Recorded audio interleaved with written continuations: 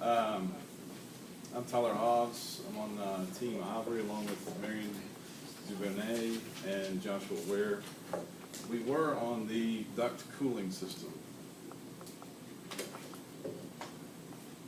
First is going to be background and theory and the procedure for the steady-state operating curve, step response, and FOPDT model, then the results for all those, and then some conclusions.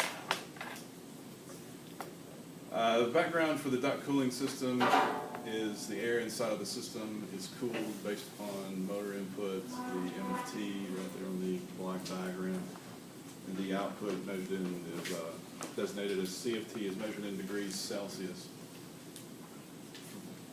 For our team, both of the dampers were closed during the experiments. For the SSOC, we took steady-state operating curves from 40 to 90% at 10% increments. The averages were then taken for the steady-state regions on each of these graphs. Then standard deviations were calculated and doubled to give us a range of uncertainty.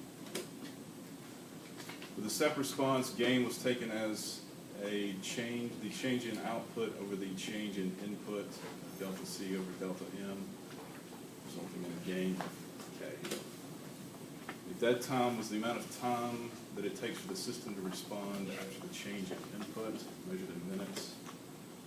And the time constant was the change in output at 63.2%, and that is also measured in minutes.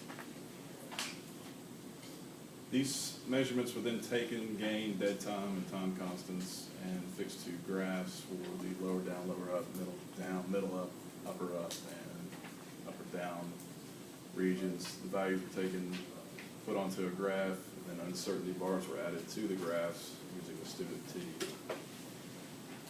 The FOPDT model, the equation uses up there.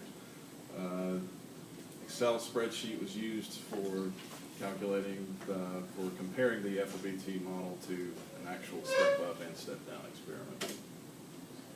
The results for the steady-state operating curve were for every temperature in degrees C was equal to a 0.35 change in input of the entire region. It's not entirely lined up, but close enough, I guess. For the gain, the highest gain was in the middle down section. The rest of the gains ranged from 0 to 1. In fact, 3 of them ranged from 0 to 1. For the dead time, the only experiment that exhibited any dead time was in the lower up region of the step response. Every other region had 0 dead time. The time constants, the highest time constants were in the lower down and middle down sections. The rest of them were generally about the same. For the FOPDT model, the system, the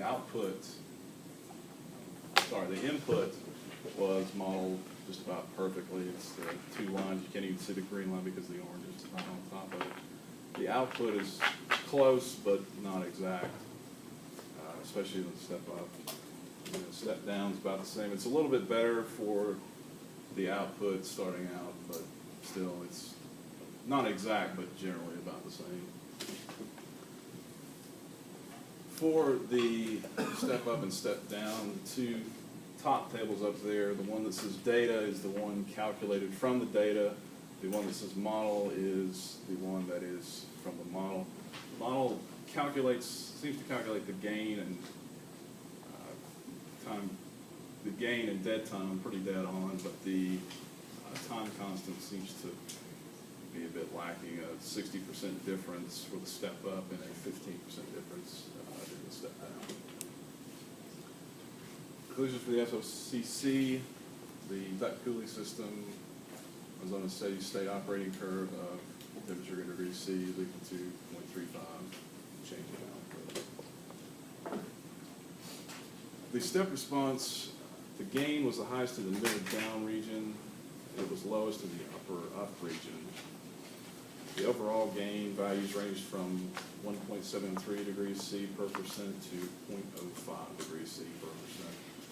For the most part, the dead time was 0. The only region that was not 0 was the lower up region, which had a gain of half a minute.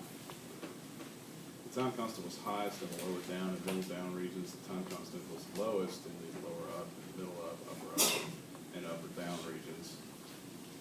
For the most part, the time constant seemed to be lower in the system undergoing an up step, the only exception being the upper down region.